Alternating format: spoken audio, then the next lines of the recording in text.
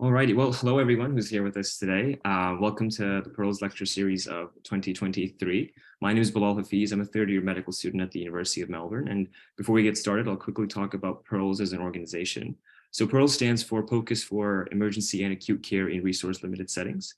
Last year in August, the inaugural Pearls course was ran in Port Vila in Vanuatu, where Vanuatu physicians received handheld ultrasound probes to plug into their smartphones, and they undertook a 3-day intensive ultrasound training exercise from a visiting Australian team that considered ED physicians, including Dr. John O'Henry, who is with us here today, who led the Pearls program. So after the course, these upskilled physicians, they continued to receive feedback via remote imaging and multiple reviews as well. And since then, the Pearls lecture series is what came into play so that we can continue supporting these physicians from resource-limited settings in their emergency as well as acute care health provisions. So today we're going to kickstart our lecture series program with our third lecture being Ocular Ultrasound, the new fundoscopic examination given to us by Dr. Michael Macias. A little bit about Michael. So Michael completed his medical school and emergency medicine residency at Northwestern University in Chicago. He did his emergency ultrasound fellowship at the University of California, San Diego, and is board certified in advanced emergency medicine ultrasound. Michael currently practices in Temecula Valley Hospital, where he is a clinical ultrasound director for all residency programs at UHS SoCal MEC. He also serves as the global clinical ultrasound director for a California-based group, where he manages clinical ultrasound programs at 23 different hospitals. Michael is an avid digital educator as well and has created multiple free open access medical education sites as well, including the EM Curious, the NUEM blog, the UCSD Ultrasound, and the POCUS Atlas. He shared the Innovation Award in 2018 from the ACEP Emergency Ultrasound section for his work on the POCUS Atlas. Outside of digital education, Michael has a strong interest in design thinking, regional anesthesia, as well as emergency cardiology. Michael, welcome. Just before you get started with your lecture, we were hoping if you could perhaps shed some light on your journey within ultrasound and how you got into ultrasound and made it such a big part of your practice in the first place. Awesome. Well, Bilal, thank you so much for that warm introduction. And I'm super excited to be here. I think I got a Twitter message from Jonathan Henry. I think that's what started this whole connection. And I was super excited to be able to give a lecture for your Pearls initiative. And again, I'm just really excited to be here. So yeah, my journey, I'll keep it, I don't want to take too long, but it actually all started in residency. I think I just had a really powerful case, and I still lead with this story a lot when I give introductions to ultrasound, but I had a patient present with chest pain, and it was a pretty, what sounded like a classic heart failure case with chest pain and shortness of breath. And we were certainly going to kind of do a standard workup for this patient. I ended up doing an ultrasound and finding a type A aortic dissection. And it ended up leading to this patient going to the OR within an hour, and it was just a really powerful case. And it was kind of that first aha moment where I had that sort of great save. And I think as we all experience ultrasound and use it, you guys all eventually have that, oh, wow, like I really didn't realize this was going on, or really shifted our bias or our thought process. And that's really where my kind of path has went in point of care ultrasound, is the way we think as acute care physicians, how ultrasound affects that, how ultrasound can accelerate our thinking and prevent us to think in kind of ways that we're limited by a physical exam. And so that was really my springboard. Since then, I went on to do my fellowship after I left residency, and then I got involved, like you mentioned, the POCUS Atlas. If you guys haven't heard of that site, we basically offer ultrasound images, basically a huge atlas. We have probably close to 1,000 images, but they're free to use. We created crowdsourcing, so anyone in the world can download the image to use for a lecture, use it to teach on shift. It's really good when you're doing image review. If you're looking at images and then you want to show an image of heart failure, you can just kind of pull that up. So that's been kind of more of my passion project lately, is building these resources that educators and learners can use. And we just kind of made that an app now as well that you can have on your phone. And then since that project, I kind of have that still going, but I'm now focusing as well on resident education, kind of getting back to the roots. And we're also working on starting a fellowship. So It's been a whirlwind. Sorry, I wanted to try and not take too long, but I've kind of bounced around through ultrasound, but I continue to pretty much live and breathe ultrasound through my day-to-day, both clinically and academically as well. So yeah, That's awesome. that's Thanks so kind of much for it. that insight. That's such great insight. And all these programs that you created as well, I think they're so beneficial everywhere, and hopefully to our attendees here today. We're looking forward to learning lots from you today. So whenever you're ready, please get started. Yeah, absolutely. So I love I want to talk about ocular ultrasound. I think you guys kind of gave me some leeway about what topic to pick. And I really like ocular ultrasound because I find it clinically so helpful, especially when I personally don't have an ophthalmologist at my site I work. And so when I'm having ophthalmologic chief complaints, I find it extremely valuable to help add on to my clinical decision making about what to do next. Because I have to basically make a decision, like maybe some of you guys do if you're at critical resource centers or rural centers where you don't have an ophthalmologist, you can sort of come and see the patient immediately. What am I going to do with this patient? So we're really going to spend the next 30 minutes focusing on common complaints and key diagnostics that you're going to make with ultrasound. We're not going to go into some super advanced things. I really want to focus on how am I going to take the ocular ultrasound and start using it on our next shift. So the first thing I want to start with is just kind of posing the question is, why do we use ultrasound for the eye, right? For me, I think it's kind of easy. I'm an emergency doc and we're pretty allergic to the eyes, right? We don't really feel that comfortable with it, right? People go through an entire residency and fellowship just to be an ophthalmologist, and we have to know what to do with eye complaints, just through going through our residency program and just getting a little bit of education on the eye. So it's challenging. Eye complaints can be tough. Again, on that line, eyeballs are scary. We can't really see inside with our small little fundoscope. I have trouble kind of seeing through to see what's going on in the back of the retina. So ultrasound is going to be really helpful for me there. And then when we look at the data, ultrasound is just more accurate than traditional exam. There's a lot of data now over the past few years that when we use ultrasound, it just performs much better than traditional physical exam for eye complaints. It's well established both for retinal detachment, vitreous, even optic nerve sheath diameter, that we can use ultrasound safely for ocular complaints and accurately. So I want to talk a little bit about indications, and I always think it's good to before I'm doing a point of care ultrasound exam to know what I'm going into it for. So I want to make sure I'm doing this exam for the right reasons. So acute or subacute painless vision loss is going to be the primary thing we're going to be doing this for. And this is really going to be asking the question, is there a vitreous detachment? Is there a retinal pathology, vitreous hemorrhage? These are going to be the common three, right? There's going to be a couple others we're going to talk about, but this is the chief complaint we're going to be seeing. And then those are the things we're going to be looking for. Foreign body, a lot less common. This is more of like a high velocity, say a piece of shrapnel or someone was sawing something that could have potentially gone into the eye and basically caused a globe rupture, or may have gone so fast that it really doesn't look like a complete globe rupture. And we can use ultrasound for this. Just like we can see foreign bodies in soft tissue, we can easily see it in the eye. CT imaging has mostly replaced this, but if you are at places where you do not have CT capabilities, ultrasound will perform very well. Increased ICP has sort of become trending in ultrasound and ocular ultrasound specifically. And I have a star on it because I'm going to talk about some of the limitations of it, at least what I think from my clinical experience. I think the data is not completely there yet. I'm going to talk about how to do it, but we'll talk about where it currently is and where I think it's heading.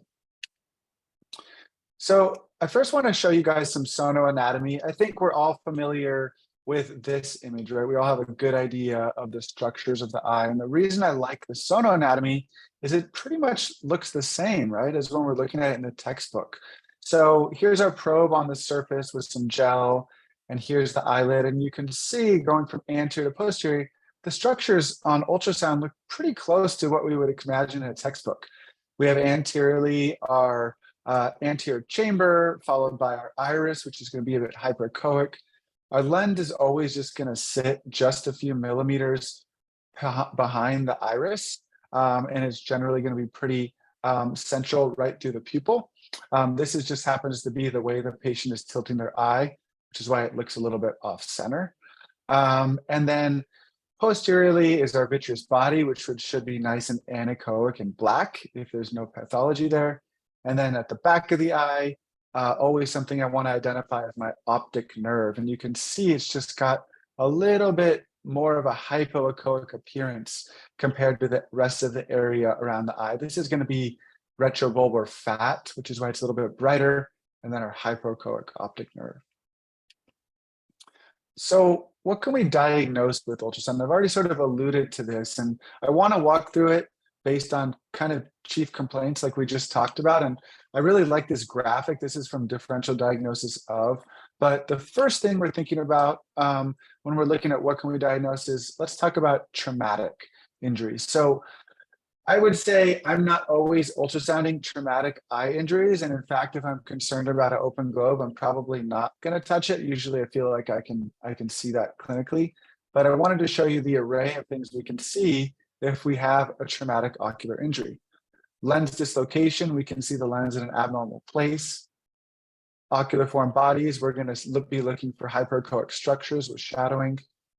Retrobulbar hematomas actually can be seen posteriorly. I showed you guys that image just previously, and normally the back of the eye is going to have that hyperechoic appearance, again, because there's fat there. If you put some blood behind the eye, it's going to be hypoechoic. So we can actually see retrobulbar hematoma. Ruptured globe will have a basically asymmetric appearance of the globe and often will have associated hemorrhage. But again, generally, I'm not touching the eye if I'm suspecting this. Don't really want to put pressure on it and make that ruptured globe worse. And again, in trauma, we can also get retinal detachments, which will appear similarly as they would in a non-traumatic chief complaint. Painless vision loss is going to be really where the money's, and this is what we're going to be talking about the rest of the lecture.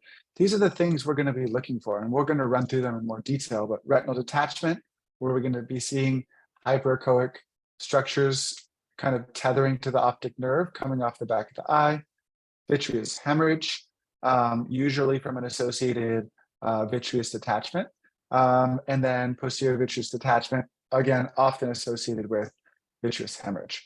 And then we'll also mention central retinal artery occlusion, which we'll see essentially a patient have loss of flow through the retinal artery. Lastly, if we have someone coming in with headache or altered mental status, we can look at the optic nerve sheath diameter to look for signs of increased ICP. And we'll talk about how to measure this. So before we get into diagnosis, I want to talk about technique. I feel this is an exam that once you have a specific technique down, it's going to make it much easier for you to run through a structured approach and make sure you're not missing anything. So the go-to here is really going to be your linear probe. This is a high resolution probe. It's got a really small footprint, so it fits nicely on the eye. And if you have a handheld probe that has multiple settings, you're just making sure you're using the ocular setting. So here is how I like to have the patient lying flat. You can see that this patient has their eyes closed and they have a copious amount of gel over the top eyelid. You always want to make sure the patient is either going to be flat or they're at least going to be at like 45 degrees with their head parallel to the ceiling. If you have a patient sort of seated up and their head is not flat, you're going to have that gel dripping down their face. So I really like to at least get the head flat so it's a surface that allows that gel to really sit on there easily. It's also much more comfortable for the patient to just have their head well supported. And this is how you're going to place the probe. I know this is the opposite eye of the gel, but we're really just looking at the hand placement here. So notice how their fingers are really low down towards the base of the probe. This is going to be really helpful to allow you not to put pressure on this eye, right? The goal here is just to allow you to rest that probe on the gel to allow you to get that acoustic window to see the eye. You really don't want to be applying a lot of pressure. You kind of just put your fingers on your eye and push. You can tell it's kind of uncomfortable. So the lighter you can press on that eyeball, the better. The other thing I really like is this finger here. This is called, this is your kickstand. And I put all of my weight in this pinky. Some people use their fourth and fifth finger, but that allows you to really put all your weight here and just gently rest this on the top eyelid.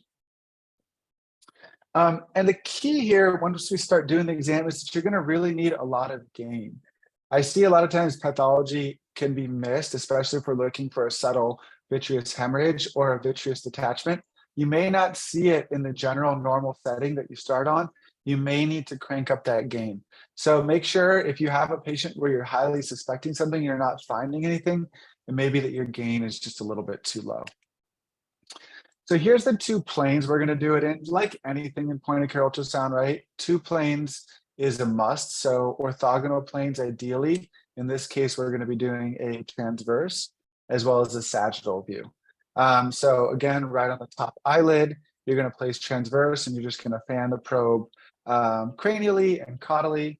And then once you do your transverse view, you'll just fan your tail left and right, fanning through that entire retina. The other thing to remember about this exam is it's dynamic. So I'm not just putting the probe on and looking, I'm asking the patient to make eye movements. So I want to really look at that entire aspect of that globe. So I'm asking the patient to look up, look down, look left, look right as I'm moving through that structure. So you can see in this image, the patient's looking left and looking right while I'm evaluating this vitreous area. So I'm looking throughout the back of the eye, throughout the vitreous as the patient's moving their eye, because I want to get a thorough assessment, especially if I'm seeing something like maybe a hyperechoic membrane and I need to see where it's going. I need to understand how it's moving in the eye, if it's attached to something, because that's going to help narrow my differential. And then this brings me to, I feel like, the two camps, right, in ocular ultrasound, tegaderm or no tegaderm. So I actually posed this tegaderm challenge to our residents, I think just a couple months ago, because I was wondering why people use tegaderms and why they didn't. And a lot of it seemed to come from patients feeling like patients liked having a tegaderm on better, right? And if you guys don't know what I'm talking about, people will put a tegaderm on the eye and then put the gel on top versus just putting the gel right over the eyelid. So the good news is someone actually decided to study it and found that tegaderm actually made the image a little bit more difficult to see, but we said we actually want to do this ourselves. So me and my buddy, Jay Avila, who is the creator of Core Ultrasound, decided to scan our own eyeballs. So you can see on the left, this is my eyeball with a tegaderm. And then on the right is my eyeball without a tegaderm over the top. And you can see, I think, just quickly that the image on the right is definitely better. You can see all this junk in this eye, and this is just artifact from this air trapped between the tegaderm. You can see these white lines here coming across. We're getting blurriness here. Let me just restart it, sorry. I'll replay. Oh, sorry about that, guys. There we go. But you can see there's a lot of artifact in this image. So look down here. It almost looks like I have a little vitreous hemorrhage, but that's all just artifact. So the tegaderm was actually leading to a lot of problems with imaging of the back of the eye, as opposed to a nice, more clear image with no tegaderm. And then this was actually what it looked like. So here's Jay putting the tegaderm on my eye and peeling it off. And then here is him cleaning the gel off my eyelid. And I do have to say it wasn't nice, a little bit cleaner to just have that tegaderm peeled off very gently. I didn't feel like I lost a lot of my eyebrow. And it was a little messy here, but to be honest, if I had a acute ocular emergency, I would certainly want to get the diagnosis right. And I would think I would be okay with just a little gel in my eye. So here's the study. This was in the American Journal of Emergency Medicine last year. And they basically compared tegaderm to no tegaderm. And their ultimate conclusion was the tegaderm was associated with reduced imaging quality and no significant difference in patient discomfort. So if we actually break the numbers down, They had independent reviewers look at images independently, blinded to whether it was tegaderm or no tegaderm. And they found that they accepted the images in 98% of the time with no tegaderm and 83% of the time if a tegaderm was used. Now, if you look at patient preference, this is not discomfort. Patients did happen to prefer a tegaderm a little bit more. 60% had no preference. Whether that makes a big difference to you, I don't know how much you're trying to get your patient satisfaction scores up. But I didn't think it was a significant difference because they said it was not more discomforting, they just preferred it. So the final verdict, I'm going to leave that up to you guys, what you end up deciding to do with your practice, but I'll let you know what my verdict is. I'm not a tegaderm guy. So moving into off from technique, I want to move into ocular imaging findings, and I want to start with painless vision loss. So again, this is going to be the most common application of using ocular ultrasound. And we're going to walk through these different diagnoses: retinal detachment, posterior vitreous detachment, vitreous hemorrhage, and then we'll lastly touch on central retinal artery occlusion.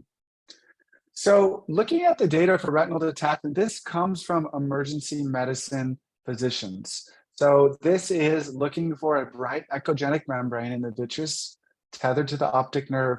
And the sensitivity is pretty good, right? A sensitivity of 96%. Specificity goes down a little bit at 88%. So we have a decent likelihood ratio of 8 and a negative likelihood ratio of 0.04, which is pretty good. So if we don't see this echogenic membrane, it's really unlikely this patient has a retinal detachment. So it's a really good rule out test. Okay, and so here's our first image. Are you guys all seeing this hyperechoic membrane here through the vitreous, right? This isn't supposed to be here. And this is actually pretty extensive. This is actually a retinal detachment that's actually going across both sides of the eye. So you can see it comes along here, it tethers down to our optic nerve, and it comes back up the other side. So very large retinal detachment. And what you'll notice here is that it's tethered. This is going to really be the distinction we're going to make between retinal detachment and vitreous, is that the retina is an extension of the optic nerve. So it's going to be attached. So that's why it's so important to move through that eye, because we have to be looking for that tethering to say this looks much more like a retinal detachment. Here's another case I had, and this was actually really interesting because we're actually seeing two pathologies here. You can see this really bright, thick membrane here, and as the patient moves their eye, you see how it kind of reverberates back and forth and kind of bounces because it's stuck here at the optic nerve. It's not moving. So we know that this has to be retinal detachment. But if you look over here, you can see this sort of lacier, faint, sort of swirling material, right? I'll wait till it pops up again right there. That's vitreous detachment. And as you guys know, a lot of retinal detachments are preceded by vitreous. So a lot of times we'll see a vitreous detachment concurrently with a retinal detachment. So just because you see one pathology does not negate that a second pathology could not be present. So you always need to be doing a complete evaluation of the eye and not stopping once you see one thing. So again, this is a retinal detachment tethering along with a vitreous detachment. One more example, again, very large retinal detachment. You can see here that the gain is not up as much. So it's a little bit of a darker image, but we can still see this hyperechoic membrane here tethered to this optic nerve. You can see as the patient moves their eye, the hypoechoic optic nerve reveals itself right there, and that retinal detachment is attached.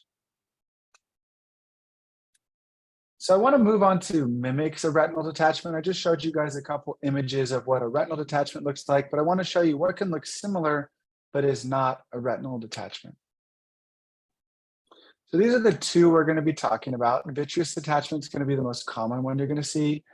Vitreous hemorrhage, we'll see a little bit less commonly, and sometimes you may just not even see it because you didn't have the gain turned up enough.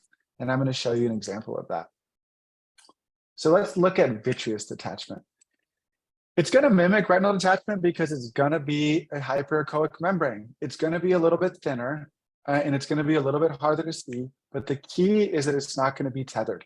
It's not going to go to that optic nerve.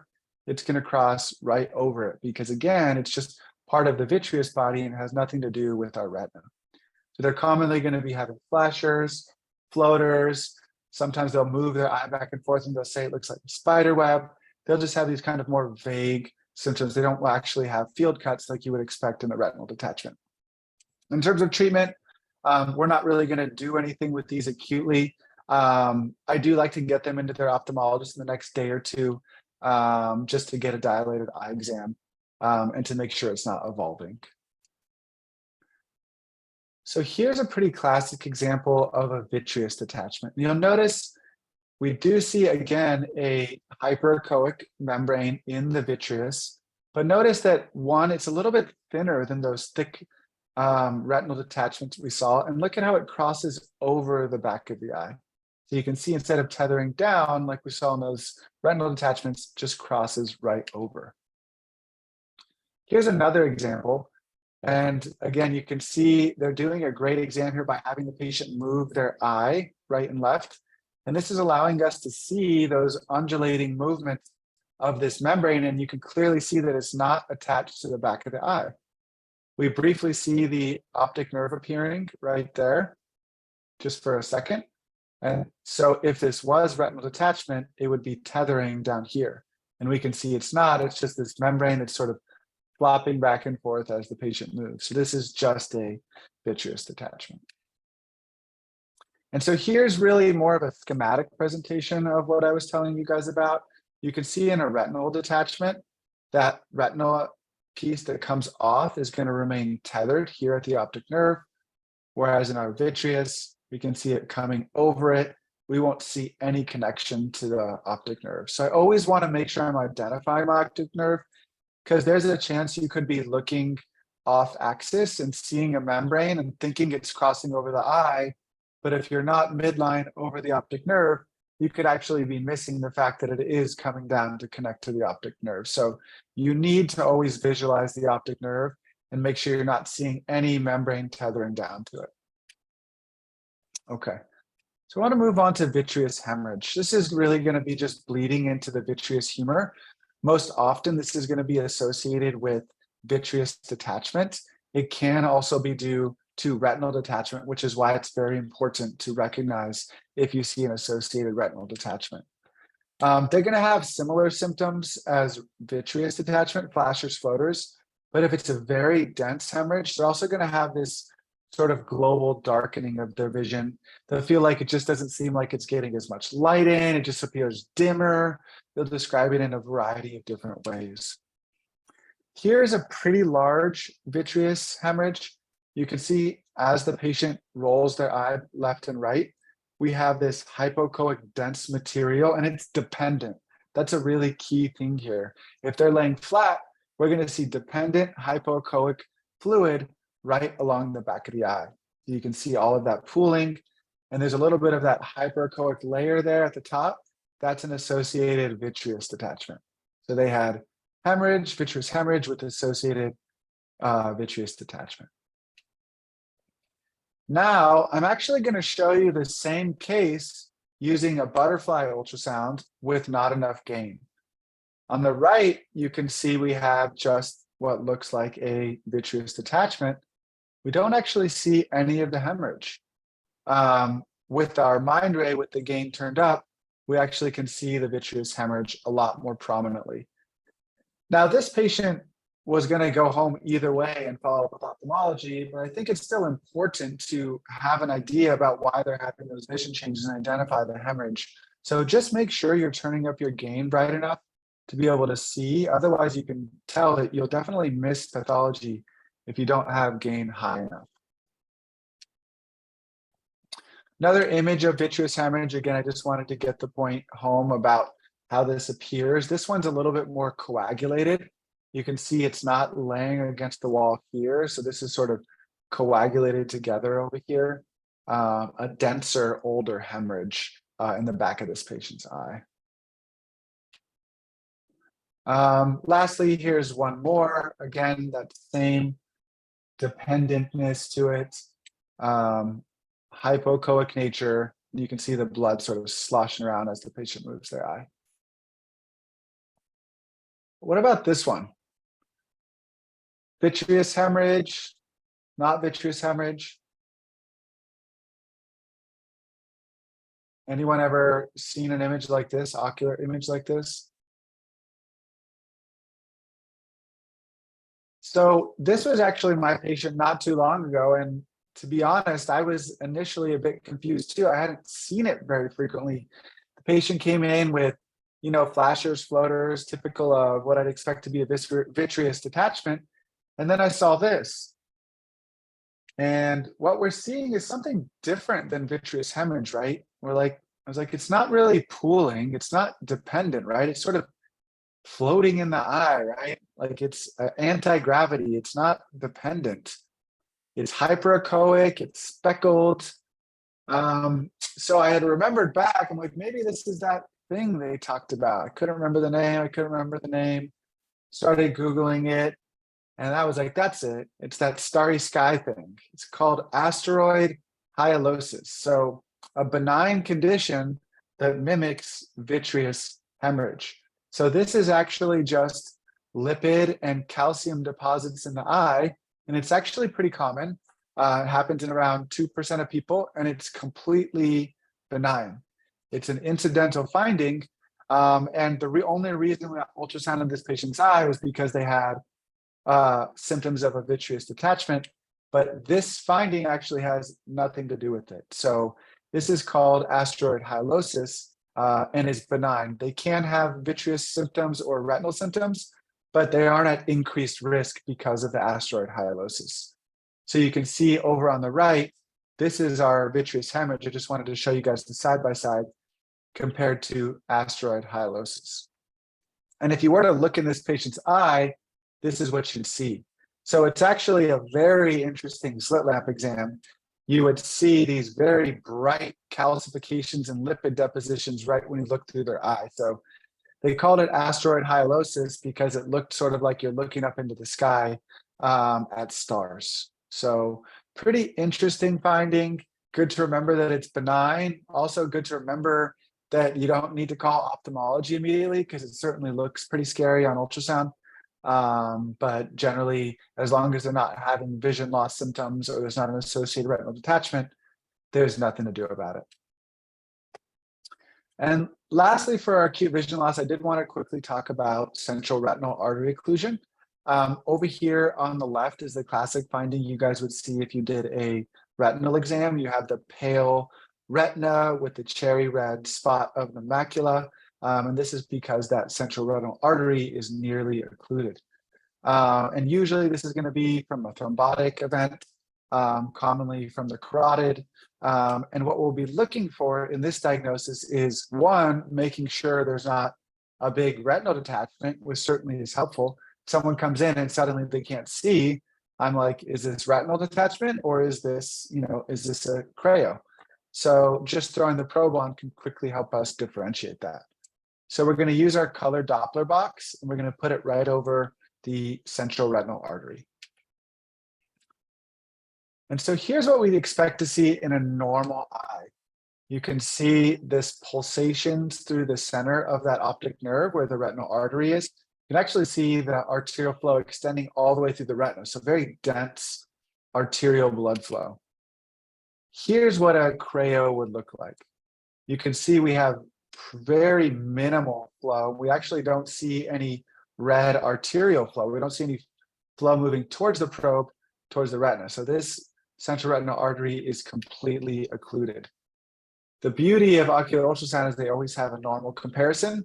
So if you're ever really concerned about this, it's good to do both eyes. If you're not really sure, because we are seeing a little bit of color over here, so I could see how that could be a little confusing. But once you put them side by side, you can be like, okay, there's definitely an issue here, right? I'm not seeing that arterial blood flow there.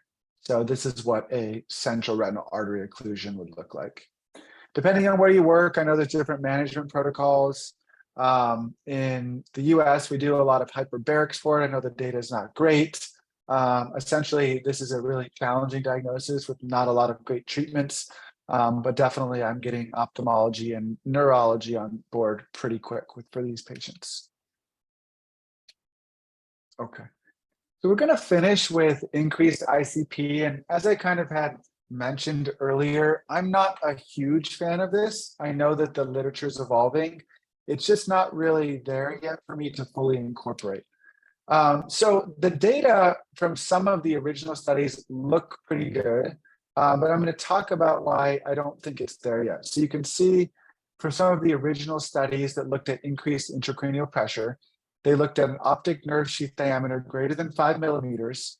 They found that if the sheath was larger than 5 millimeters, this had a sensitivity of 95% for increased intracranial pressure and a specificity of 92%. Now, just looking at those numbers, that's pretty great, right? A likelihood ratio positive of 12 is an excellent rule-in tool. And a negative likelihood ratio of 0.05 is also a really good rule out. But the issue with this is when you try to reproduce this a lot clinically, it's really hard, right? When we're talking about a 5 millimeter measurement, that's a very small measurement. And so when we started seeing this clinically, at least in my experience when I do a lot of QA, the measurements are done incorrectly, they're off by a millimeter, right? And just 1 millimeter can make a really big difference. So I find that when we take this great data and put it into practical use, it doesn't seem as accurate. But if you are going to use it, here is what you would do. So you would do a transverse plane, place the probe right over that top eyelid. And what we're going to do is we're first going to identify that optic nerve. So again, you can see the hypoechoic area on the back of the eye. And you can see the edges of it are here and here. And the first thing you're going to do is you're going to standardize your measurement. You're going to measure 3 millimeters down from the back of the eye. And that's going to be where you're going to measure across. Now we're going to measure from border to border. And that's going to be our optic nerve sheath diameter. So normal is going to be less than 5 millimeters. And anything greater than that is going to be abnormal. And that's going to suggest possibly increased ICP.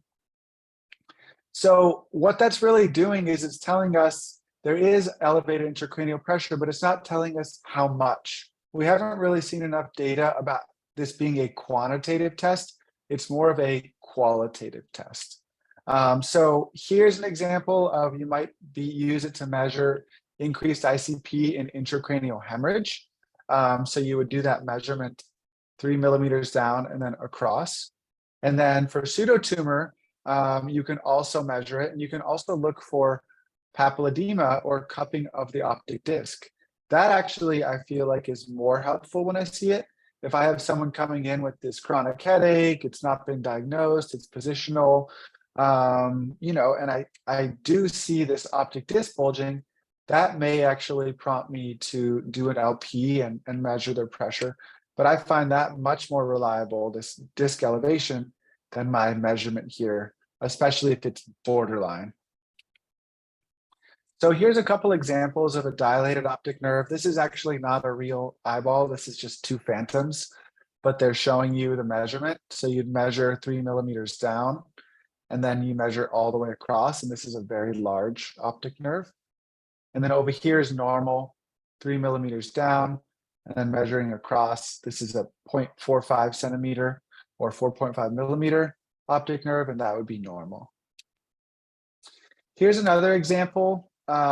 The provider measured down here and then measured across, and they got 0.58. But this is actually not correctly measured, right? Because look at how they're measuring. You can see the axis of the optic nerve is more like this, right?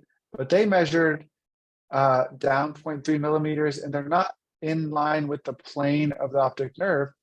And then also the measurement this way is not in plane. It should be more this way.